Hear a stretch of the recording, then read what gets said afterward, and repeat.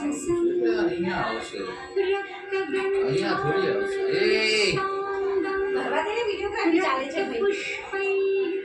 આવડતું નહીં કહીને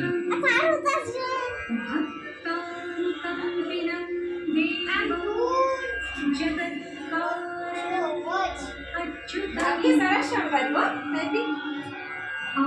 બે હાથ તો પેલા મોટા પપ્પાને કલર આલે છે. આ થોડું અહીંયાથી તો ये तू आगे कर. પાછળથી હું ટાઈટ કરી દીધું.